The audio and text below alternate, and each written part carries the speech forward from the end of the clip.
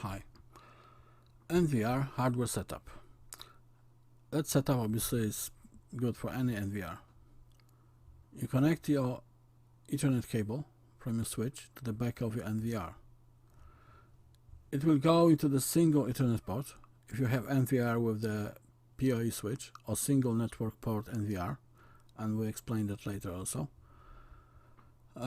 or to the one of two LAN ports on the two network NVR.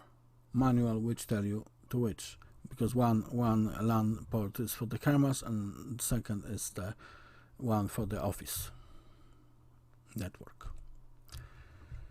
You connect your VGA and HDMI cable to the monitor. Obviously you want to use HDMI because you will get a much better quality, much higher resolution of the picture. You make sure that your monitor has a right input selected. It's usually called source on the monitor. So make sure often it's a VGA, HDMI 1, HDMI 2 and so on. So you have to pick the right one. Connect your mouse to the USB port. On the front or back of your NVR, connect NVR power cable, power up NVR. Here you have an NVR with two LAN ports, LAN 1, LAN 2. You have a VGA, USB, HDMI, some audio, power connection, power switch, RS485. RS485 usually will be used for the PTZ camera, or you have alarms and alarms out. Alarms out will be, you could set up different events as well in the DVR, like movement or some, if it's intelligent, you can use somebody crossing some line or something like that. That's a two LAN NVR. As I said, I explained before, one LAN is for cameras only and the second is for connecting to the office network. It's a security feature. Cameras are separated from the office network. During the initial setup of the NVR, typically it will ask you for a password, for a new password, because it will have some default password. Never, you have to always set up date and time and time zone, daytime, daylight savings, and a network time protocol. That's very important. Same as I said about the cameras, IP cameras. That's an example of some, I think it was Hikvision, some older version where you create new passwords. And that's creating your time zone. As you can see, there's a Chinese time zone which you have to change to whatever is your time zone, because then it will be a problem. So you're not only setting system time and system date, but you're also setting time zone. Again, you set up your office network. You set up IP address, subnet mask, and a gateway, if you know them. If you don't know them, follow the steps on the next slide.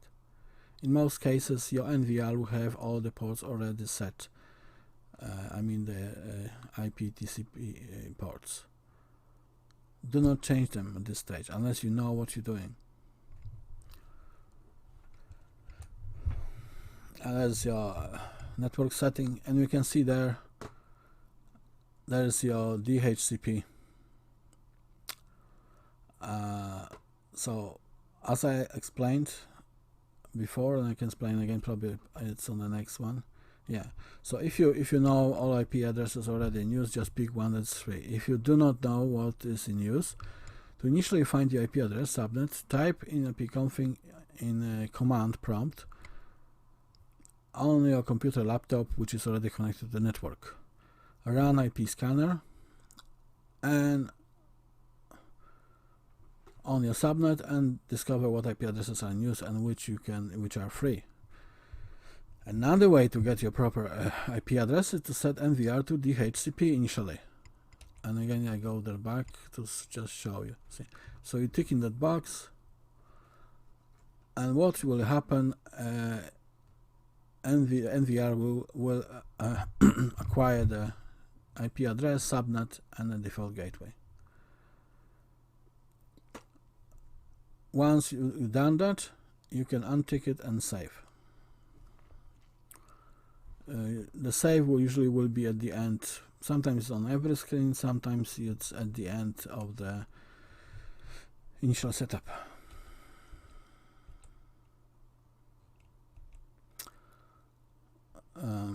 So as I explained, you don't want your NVR to be on the DHCP, Dynamic Host Configuration Protocol, as it may create connectivity problems with external access, like apps, some computers, or monitoring station.